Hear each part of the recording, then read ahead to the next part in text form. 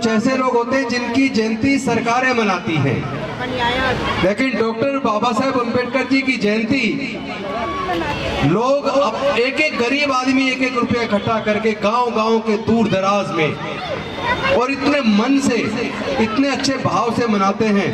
शायद ऐसा अद्भुत नजारा दुनिया के अंदर कहीं देखने को नहीं मिलेगा। और उसका कारण है, ऐसा एग्जाम्पल भी शायद नहीं मिलेगा कि कोई लोग, किसी देश के 90% लोग कई हजार साल गुलाम रहे हों, उनके पढ़ने लिखने पर बंदिश रही हो, उनके व्यापार करने पर, संपत्ति रखने पर बंदिश रही हो, और उस हजारों साल की गुलामी को अकेले डॉक्टर बाबा साहेब अम्बेडकर जी ने जिस तरीके से तोड़ा है, कोई औजार हथियार का इस्तेमाल नहीं हुआ, किसी का खून नहीं बहाया, कि केवल अपनी बुद्धि और विवेक से, अपनी काबिलियत से, अपनी योग्यता से इस पूरे आंदोलन को लड़के उन्होंने जीत में बदला। लेकिन ये जीत इतनी आसान न थी। ये हमारे हजारों साल की गुलामी की जंजीरें तोड़ने का आंदोलन इतना आसान भी न था, क्योंकि इस आंदोलन में डॉक्टर बाबा साहेब अम्बेडकर जी ने अपने छोटे छोटे 4-4 बच्चों को गंवा दिया, जवानी में अपनी पत्नी माता रमाबाई को गंवा दिया, अपना पूरा जीवन जलाकर उन्होंने हमारे और आपके जीवन में रोशनी पैदा की। ये भूलना नहीं चाहिए हमें हमेशा याद रखना चाहिए कि कोई दुनिया में अगर हमारा उद्धारक है, हमारा कोई भगवान है, तो केवल और केवल डॉक्टर बाबा साहेब अम्बेडकर है। लेकिन वो अपने हिस्से का काम कर गए, हम और आप अपने हिस्से का काम कब करेंगे? आजादी को मिले हुए 75 साल बेशक हो गए, 125 साल पहले डॉक्टर बाबा साहेब अम्बेडकर भी घड़ा नहीं छू सकते थे, और आज आजादी के 75 साल बाद और बाबा साहेब को स्कूल की उस घटना के 125 साल बाद आज भी अगर इंदर मेघवाल को घड़ा छू लेने मात्र पर टीचर इतने बुरी तरीके से पीटता है कि उसकी जान चली जाए, आज भी अगर जितेंद्र मेघवाल को मूंछ रखने पर हत्या कर दी जाए, आज भी अगर हाथरस की बेटी के साथ बलात्कार करके हत्या कर दी जाए, आज भी अगर प्रतापगढ़ के अंदर मंदिर प्रवेश करने पर, मूर्ति छूने पर हत्या कर दी जाए, तो बदला क्या? क्या इसे पूर्ण आजादी कहेंगे? हम इसको पूर्ण आजादी नहीं कह सकते, लेकिन ये जरूर कह सकते हैं कि डॉक्टर बाबा साहेब अम्बेडकर हमारी आजादी की लड़ाई को अंजाम तक पहुंचाकर हमारे जीवन में प्रकाश के रास्ते बनाकर गए। आगे की जिम्मेदारी वो हमारे ये जो रास्ता बनाया था, सांसद बनने का, एमएलए बनने का, मंत्री बनने का, इंजीनियर बनने का, डॉक्टर बनने का, साइंटिस्ट बनने का, प्रोफेसर बनने का, वो रास्ता उन्होंने इसलिए बनाया था कि जब मैं अकेला हजारों साल की गुलामी तोड़कर यहाँ तक समाज को ला सकता हूँ, तो जब मेरे बनाए हुए रास्ते से चल के जो हमारे लोग सांसद बनेंगे, विधायक बनेंगे, मंत्री बनेंगे, जज बनेंगे, डॉक्टर बनेंगे, इंजीनियर बनेंगे, साइंटिस्ट बनेंगे, प्रोफेसर बनेंगे, वकील बनेंगे, तो ये हजारों लोग, लाखों लोग मिलके हमारे समाज की बची हुई गुलामी को भी तोड़कर पूरी आजादी में तब्दील कर देंगे। लेकिन दुख इस बात का है कि हमारे वही सांसद, विधायक, मंत्री और बड़े बड़े कुर्सियों पे बैठे लोग, उन्होंने डॉक्टर बाबा साहब अम्बेडकर के साथ भी गद्दारी की और उन्हें पूरे समाज के साथ भी गद्दारी की। जिस तरीके से इस लड़ाई को लड़ना चाहिए था, जिस तरह समाज के दुख दर्द को दूर करने के लिए उन्हें आगे आना चाहिए था, जिस तरह समाज की आवाज बनना चाहिए था, उस तरह हमारे लोग नहीं बने। अगर वो बने होते, अगर उन्हें गद्दारी ना की होती, अगर वो डॉक्टर बाबा साहब अम्बेडकर के बनाए रास्ते पर चलकर इस लड़ाई को आगे लेकर जाते, तो शायद आज जितेंद्र मेघवाल की मूंछ रखने पर हत्या ना होती, शायद इंदर मेघवाल की घड़ा छूने पर हत्या ना होती, शायद हमारे लोगों के साथ जो जुल्म ज्यादती होती है वो ना हुई होती।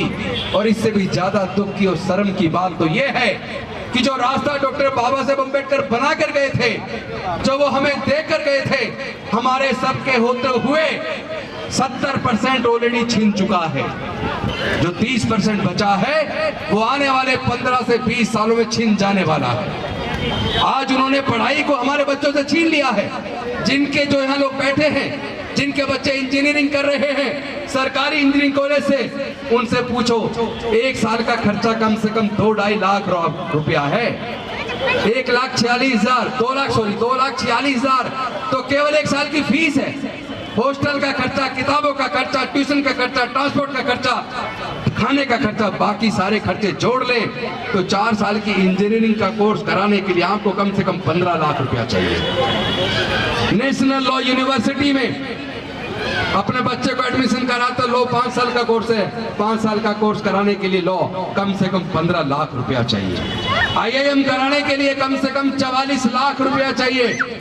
क्या हमारे समाज के 99% लोग अपने बच्चों को डॉक्टर, इंजीनियर, जज, कलेक्टर, साइंटिस्ट, प्रोफेसर बनाने का जो रास्ता डॉक्टर बाबा साहब अम्बेडकर ने बनाया था, जो फ्री में बन जाया करते थे, क्या आज बन पाएंगे?